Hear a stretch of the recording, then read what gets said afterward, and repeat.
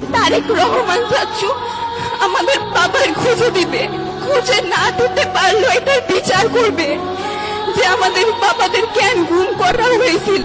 দল করে তো কোনো অপরাধ না। আসসালামু আলাইকুম, আমি রিধি। আমার বাবার নাম পারভেজ হোসেন। 2013 সালের ডিসেম্বরের 2 তারিখ আমার বাবাকে শাহবাগ থেকে তুলে নিয়ে যাওয়া হয়।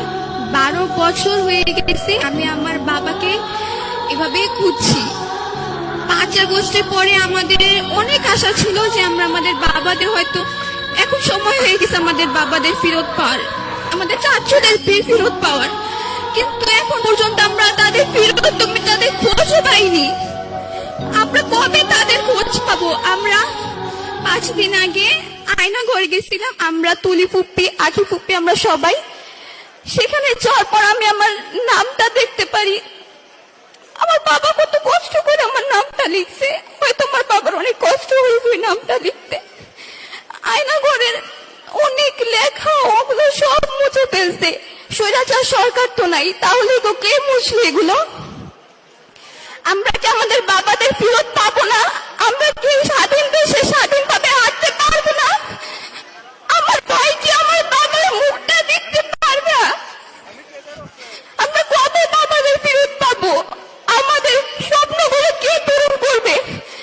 রাষ্ট্র যেহেতু আমাদের বাবাদের গুম করেছে, রাষ্ট্রই আমাদের দায়িত্ব নিবে। আমরা কেন এখনো এভাবে কান্না করি? আমরা কেন এখনো আমাদের বাবাদের খুঁজে পাইনি? আমরা আমাদের যত বড়, আমরা অত বছর ধরে আমরা এভাবে যুদ্ধ করছি, আমাদের এই যুদ্ধ কবে শেষ হবে? এই সরকারের কাছে আমার অনেক কিছু আশা ছিল যে আমাদের বাবাদের তো ফেরত আমাদের খুঁজে দিবে, এটার বিচার করবে, কিন্তু এখন দেখছি এমন কিছুই না। আমি আমার বাবাকে ফেরত চাই। আমি এভাবে আর কান্না করতে চাই না। আমার বাবাকে আমি চড়া ধরতে চাই। আমাদের সব স্বপ্ন কে পূরণ করবে? আমি আমার বাবাকে ফেরত